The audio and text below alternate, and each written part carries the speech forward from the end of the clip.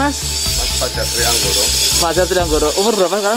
Umur 26. 26 tahun ya. Ini buka tahun berapa jenengan pegang ini? Kalau saya megang tahun 2017. Tapi kalau aslinya dari dulu saya itu 1886. 1886 ya, dari buyut ya. Berarti generasi keberapa jenengan ini? Berarti keempat. Keempat ya. Mas tadi bisa cerita Mas, ini pegang apa Mas? Saya pegang pudi. Pudi ya. Itu pudi itu apa sih Mas? Fungsinya Mas? Ini senjata asli dari Banyumas.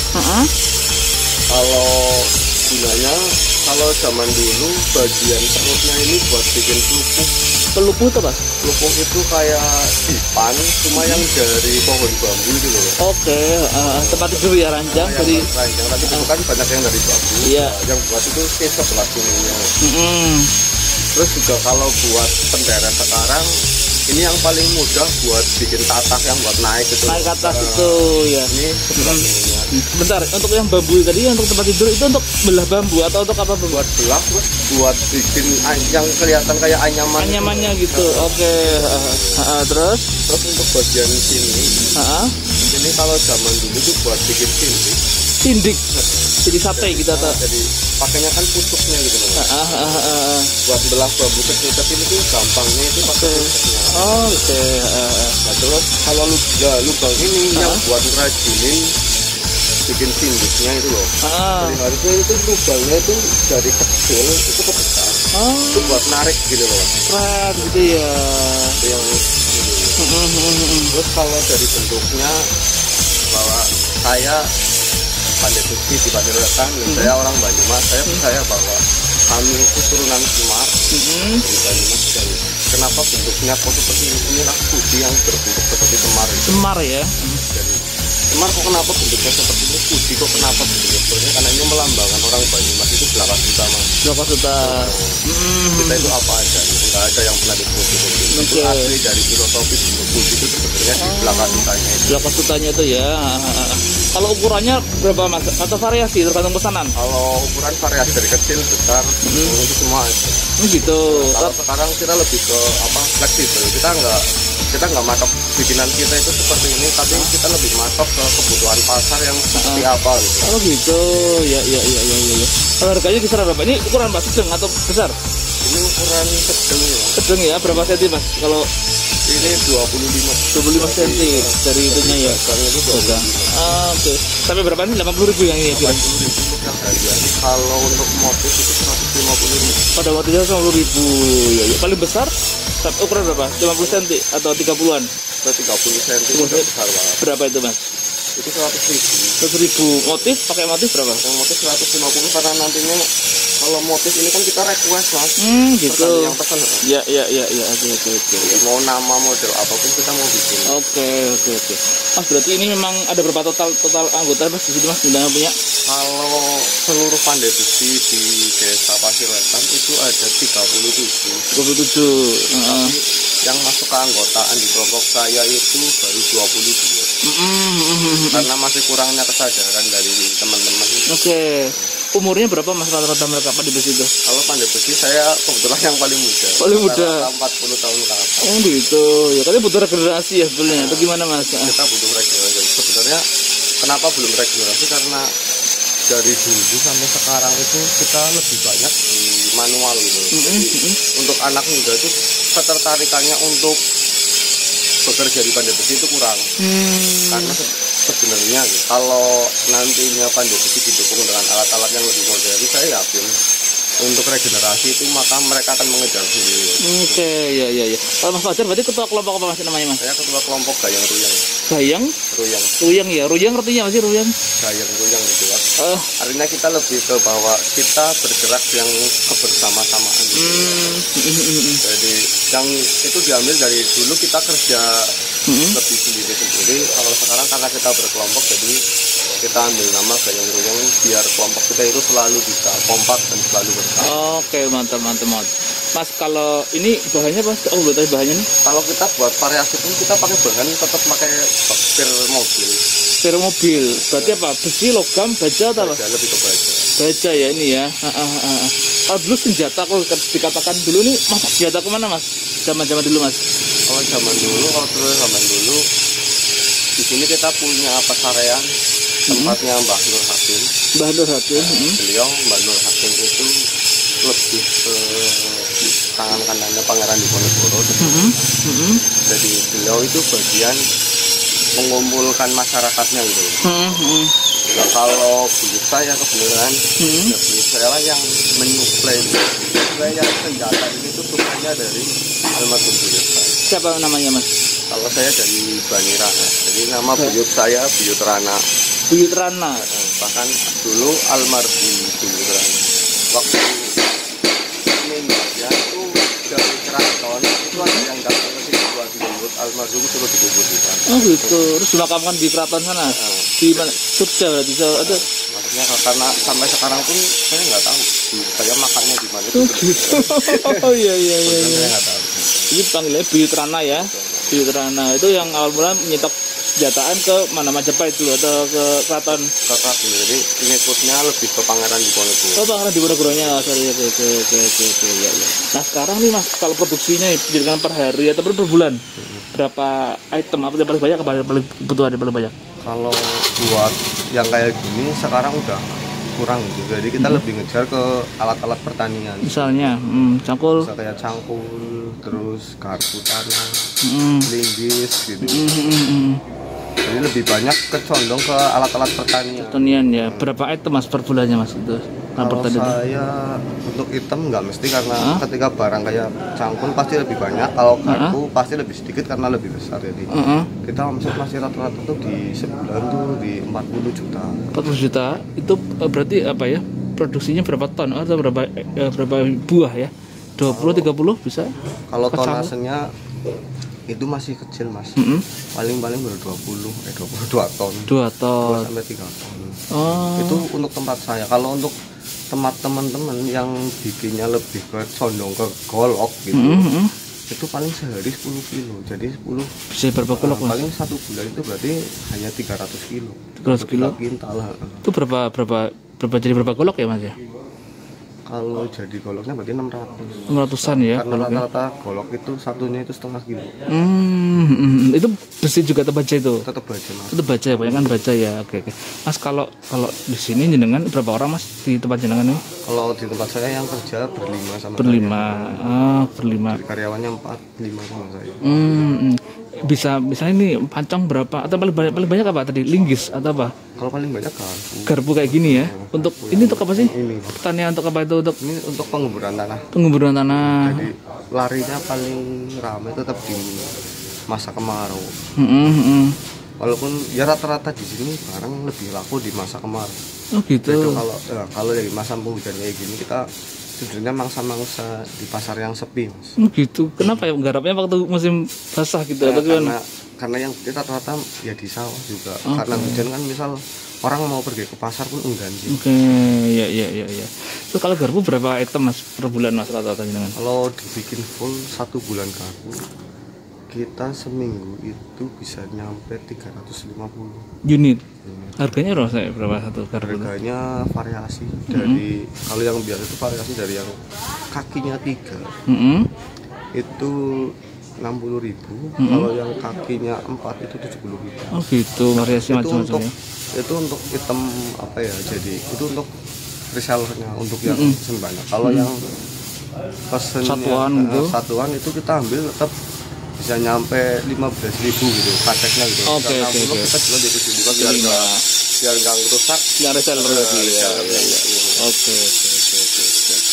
Jadi ini kalau komunitas yang jenengan itu selama banyak 22 orang ya. 22. Produksinya per bulan sampai berapa? Omsetnya ya perputaran di sini Mas? Kalau untuk seluruh sebenarnya perputarannya setiap bulan tetap nyampe di angka 150 juta itu Mas. Muter ya. Jual kemana aja Mas kebanyakan? Kalau kebanyakan kita masih di area Bali Mas. Berarti Mas Naka berarti datang selatan ya kira-kira ya?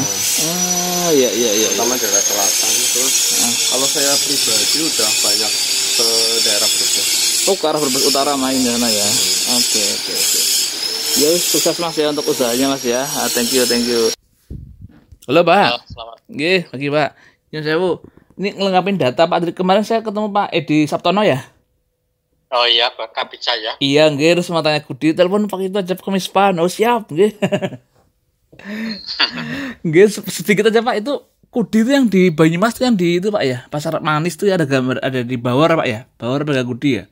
Sama di Gedorjopolo itu juga. Ya, ilustrasinya. Hmm. Jadi gini, cara Banyumasnya Kudi, asal kata Jarwo Dosoknya itu laku Kang Adi. Laku itu kan perbuatan. Adi artinya bagus, agung, luhur. Jadi artinya Kudi itu artinya berbuat yang bagus, yang luhur. Kemudian Kudi itu dulunya menurut para analis dari kalangan empu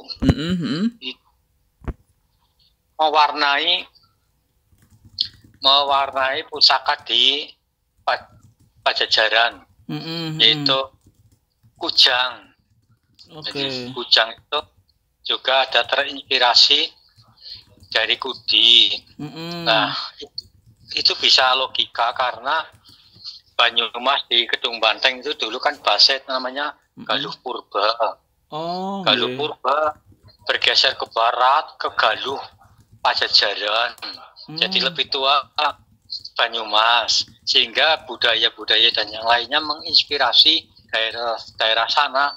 Ya logika sekali. Logika kan begitu. Nah, di Banyumas itu ada 3 macam. Kudi yang punggungnya dengkeng itu nanti gimana ya, terfoto ya. Punggungnya ya tahu ya, punggungnya yang dengkeng. Jadi kalau kayak orang berjalan ngejek ya. Terus ya perutnya bergenduk itu. Lah fungsinya perutnya itu untuk mematahkan benda-benda yang lebih gede, lebih keras, lebih gede lah. Namanya suluh ya, dengan perutnya itu dihantamkan, nanti kan lama-lama pedil-pedil hancur untuk buat suluh. Kemudian di ujung depannya itu agak lancip, itu untuk nyongkel. Maka kalau membuat apapun senjata Kudi, alat Kudi itu cukup efektif karena bisa lain-lain untuk nyesek benda-benda biar halus, bambu. Terus itu dengan tengahnya, gitu. Itu dengan tengahnya. Untuk melobangi itu dengan pucuknya itu yang agak runcing ujungnya, untuk melobang.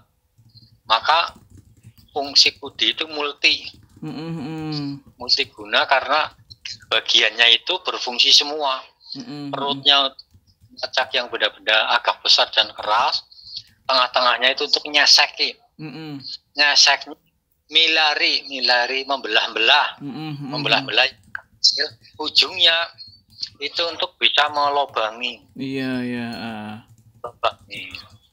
Melobangi atau membuat tali itu yang kecil-kecil kan begitu, membuat tali pakai ujungnya, gitu. Nah, maka ada istilah wong Banyumas mesti kudu kenal Kudi. Angger ora kenal Kudi ya ada ngaku wong Banyumas kan begitu. Lah Kudi zaman dahulu karena wilayah kekuasaan Kadipaten Banyumas itu sampai Karanganyar sana, Kebumen, ke timur. Itu. Nah, jauh sebelum Kadipaten Banyumas, Pasir Luhur itu sampai Gunung Sindoro Sumbing. Maka jangan heran budaya-budaya kita banyak yang bertebaran di sana karena wilayahnya sampai ke sana. Kan diadopsi saling menukar budaya. Rengkongan itu Lengger itu ada di area Wonosobo. Karena sistem tanam padinya juga ada hujan. Kalau Lengger di sana pakai topeng, tutup wajah, di sini pas tidak. Di sini kembang, di sana lengan panjang karena hawanya dingin. Kan begitu. Terus kalau Lenggeran orang Wonosobo kayak Banyumas, badannya ya kedingin. dominan. Iya, kalau orang Banyumas lenggeran kayak Wonosobo, ya sumuk pisan. Semut bisa. Oh iya iya iya iya. Pak, kalau Kudi itu senjatanya bawor Pak ya katanya Pak ya? Atau gimana Pak? Dalam Kudi itu ada info senjatanya bawor Pak ya? iya diilustrasikan dalam konsep wayang kulit gagrak Banyumasan dengan bawornya sebagai legenda. Jadi karakternya wong Banyumas itu turun ke Arcapada sini itu sudah membawa kudi itu, mengenakan kudi. Nah, sebenarnya kan itu hanya ilustrasi bahwasanya Banyumas kan negeri yang agraris, sehingga agraris dengan situasi subtropis, alat-alat yang sangat relevan ya semacam kudi itu untuk karena untuk kayu sejenisnya. Oh. Gitu. Iya iya iya. Oke. Kita agraris. Iya siap. Bapak punya koleksi kudi Pak? Alah, ini ada koleksi kalau di rumah sih punya. Oh, gambar ya di situ ya? Di kantor gambar ya? Gambar nanti tak fotokan ini, tapi yang ini yang punggungnya tidak dengkeng, ini hanya lance ujungnya, perutnya blek. Memang ada jenis yang punggungnya dengkeng itu. Oh gitu. Oke. Siap. Fotokan. Nggih. Ya itu dulu Pak, enggak apa-apa tadi ada arti kudi itu laku Kang Adi Pak ya. Laku Kang Adi. Iya, terus ya. Memang ada kudi untuk ageman. Jadi kayak beliau kayak Bupati itu kalau hari-hari tertentu hari jadi Banyumas apa ya, itu dulu pakai itu senjatanya kudi karena dulu asli-aslinya wong Banyumas pakai itu. Nah, itu yang dibuat oleh empu yang membuat pusaka itu kudi untuk ageman. Kudi untuk pertanian ya yang seperti biasa kita pakai kemana pergi ke kebun, sawah, kebun. Iya. Pak, satu lagi Pak, untuk Pasir Wetan itu di Karanglewas Pak, itu memang dulu nanti Pak ya, itu kan desa Logam ya, itu kirim senjata untuk itu juga Pak ya, di Ponegoro Pak itu Pak ya, kisahnya Pak. Iya. Kalau yang besar sekali pengaruhnya itu keraton dalam menyuplai pusaka, bahan makanan, keuangan, logistik itu lewat ritual di gunung. Gunungnya ada gunung yang angker, dia berpura-pura melakukan ritual ke sana supaya tidak diumum. Padahal di dalam alat-alat ritual itu pusaka-pusaka untuk mempersenjatai pasukan pangeran Diponegoro, jadi dibagi. Terus uang ketengan cara segini ya 50.000, 1.000 untuk bekal prajurit di mana berada. Terus makanan yang tahan lama kan begitu. Itu lama-lama ketahuan. Jadi, ritual itu dilarang lah. Terkait pasir luhur saat itu wewengkon kalau zamannya Diponegoro itu Perlangon. Ikut menyuplai bisa saja, tapi tidak berskala besar. Oke. Di wilayah tengah, karena perjalanan Banyumas itu ke timur ke Banjarnegara menghadang di Wanadadi sampai selatan Gombong. Pasukan Sinadipa diantaranya. Oh gitu. Ya. Oke. Nah, kaitannya pasir luhur sebagai produsen Pasir Wetan ya Pak? Itu pasir luhur sama Pak ya? Dalam? Pasir Wetan itu sama pasir luhur Pak ya? Ya semua pasir itu dalam pasir luhur ya? Nama pasir. Oke. Geng. Siap. Sebenarnya termasuk itu pengproduksi alat-alat pertanian kudi, bendung, macam-macam. Iya, kemarin dari sana saya Pak. Siap. Ya Pak, itu dulu Pak, nggak sih Pak, menarik Pak ini untuk tambahan ini Pak, data yang lengkap Pak jadinya Pak. Mantap Pak. Iya. Makasih banyak Pak Mispan ya. Gimana Pak? Ada tambahan? Ya. Ada tambahan begini. Dulu saat negara kalah perang sama VOC, itu Breakdown oleh Pangeran Singadipa bukan pangeran. Oleh Adipati Sipa, semua prajurit harus lukar baju, jangan menandakan atribut prajurit. Ketangkep Belanda, sebab itu begitu ditangkap mata-mata Belanda, orang-orang Jawa itu disebar. Sehingga di baju-baju itu sambil berjalan meminta baju kepada penduduk setempat yang dianggap mampu. Nah di situ para empu itu berubah fungsi, bukan membuat alat senjata, tapi alat pertanian, karena akibat dari perjanjian di Diponegoro itu wilayah barat menjadi kewenangan VOC. Dibukanya pertanian dan perkebunan, dibutuhkan peralatan pertanian yang mencukupi, memadai. Para empu berubah ke situ.